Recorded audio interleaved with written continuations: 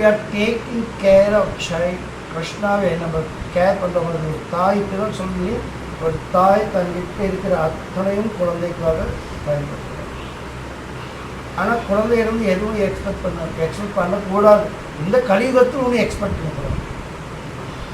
என் பையன் வளர்ந்து என்னை பார்ப்பான்னு என்ற ஆசையே வச்சுக்கக்கூடாது. நம்மளுடைய தர்மம் தான் நம்மளை காப்பாற்றணும். தர்மோ ரட்சதி ரட்சதா. நம்ம என்ன தர்மம் பண்ணுறோமோ நம்மளுடைய அதர்மம் நம்மளே நாசனம் பண்ணிடும். யார் யார் அதர்மத்தை பண்ணுறாங்களோ அந்த அதர்மமே அவங்களே நாசனம் பண்ணிடும். நம்ம குழந்தை நம்மளை காப்பாற்றுவான்னு என்ற எண்ணம் கூட இருக்கக்கூடாது. நம்ம தர்மம் பண்ணாக்கா அந்த தர்மமே நம்மளே காப்பாற்றும். அதுதான் நல்லது.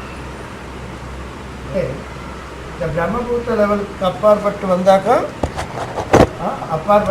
கிருஷ்ணா எது பண்ணாலும் சொல்லுங்க. When we are going to love of God, love of God போகும்போது அது நம்மகிட்ட இருக்க அத்தனை Krishna should be happy. I want to give pleasure to Krishna. That is love of God. Love என்னக்கா என்ன இருக்கணும்? துரோணாச்சாரியா அஸ்வத்தாமாவுக்கு யுத்தத்தில் கூட மரணம் வரக்கூடாது, தான் யாரோட சண்டை போட்டு இருக்கானோ அவனை கூட விட்டுட்டு தன்னுடைய பிள்ளை அஸ்வத்தாமையை காப்பாற்றணும் என்று ஓடுவான். அஸ்வத்தாமையில் எவ்வளவு பற்று. கிருஷ்ணன் கேட்குறான், ஏன் இந்த மாதிரி பண்ணுறேன்? உன் பையன் அதர்ம பட்சத்தில் இருக்கிறானே, அவன் மேலே கூட உனக்கே இந்த மாதிரி பற்று.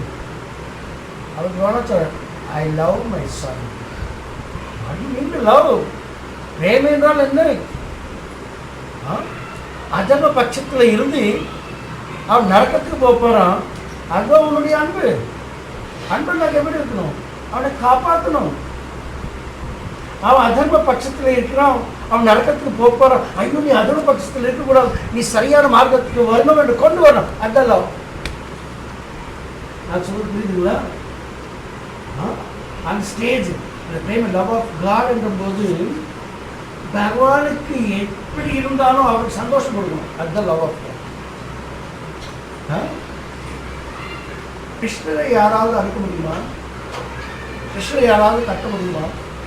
ஆனால் கிருஷ்ணனுக்கே ஒரு ஆசை வந்துடுச்சு, யாராவது என்ன அனுப்பணுமே, அது கூட நான் அனுபவிக்கணுமே, யாராவது என்னை கட்டி போடணுமே, அதுவும் நான் அனுபவிக்கணுமே இல்லையா? அது கோலோக பிருந்தாவனத்தில் நடக்கவே நடக்காது. யாரும் ஒரு கட்டி போட மாட்டாங்க, யாரும் அனுப்ப மாட்டாங்க இல்லையா? அந்த கோரிக்கைகள் எல்லாம் நிறைவேற்றுவதற்காக கிருஷ்ண மேலேருந்து கீழே வருவோம். இப்போ யாராவது ஒரு திருவிழா அடிக்கணுமா இல்லையோ? அவருடைய ஆசை நிறைவேற்றணுமா இல்லையோ? அவருக்கு எதிர்க்கு இன்னைக்கு போராடணுமா இல்லையோ? அவர் எதிர்க்கு இருந்து போராடினது யாரு? கிருஷ்ணருக்கு எதிர்க்க இருந்து போராடினது யாரு?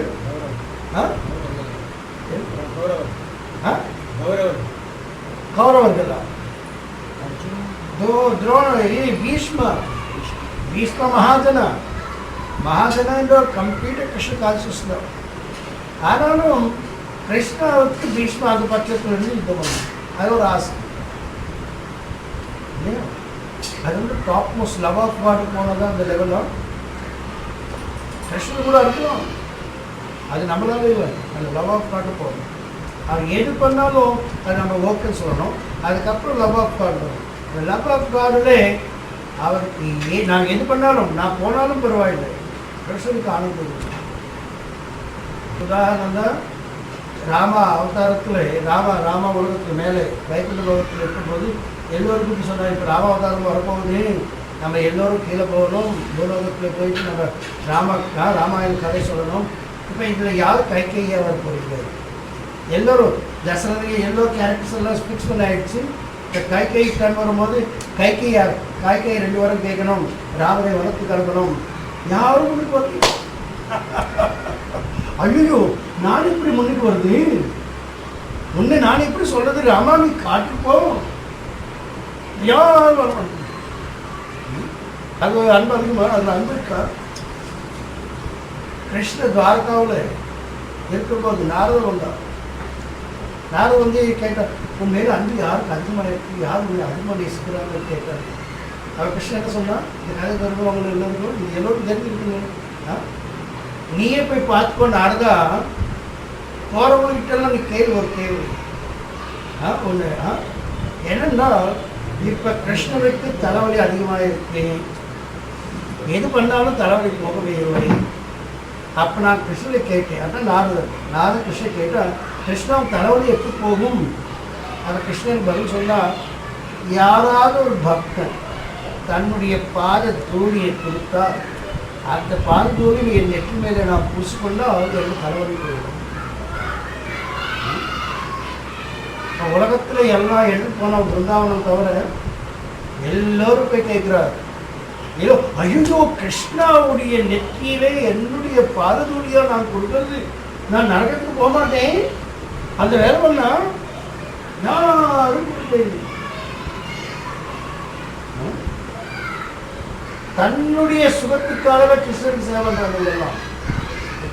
நான் நரகத்துக்கு போயிட்டா ஐயோ அந்த மாதிரி காரியமா நான் பண்ணணும்.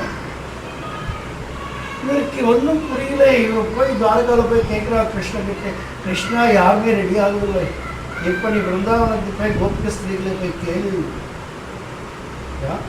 நானும் போகிறோம்.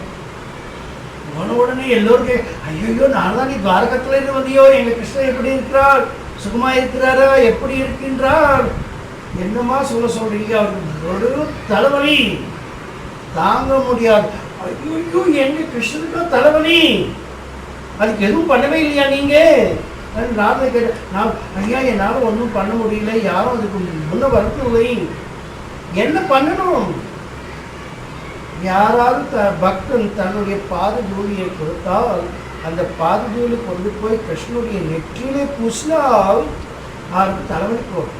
கிருஷ்ணன் நாரதா என்னுடைய பாதூரியை கொண்டு போ, கிருஷ்ணனுக்கு தலைவலி இருக்கவே கூடாது, நான் நரகத்துக்கு போனாலும் பரவாயில்லை, கிருஷ்ணனுக்கு தலைவலி ஏற்பட்டார்.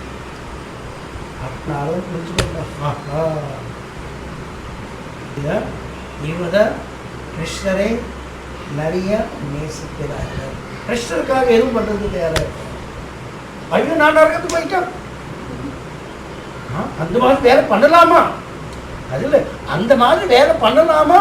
நம்ம காலில் இருக்கிற தூளி கொண்டு போயிட்டு கிருஷ்ணனுக்கு வைக்கலாமா? இது பாவகாரியங்களையும் கிருஷ்ண கான்சியஸ்னஸ் இஸ் டிரான்சென்டென்டல். அப்போ பாவம் புண்ணியமெல்லாம் பாவம் புண்ணியமெல்லாம் அதில் ஒன்று இருக்காது.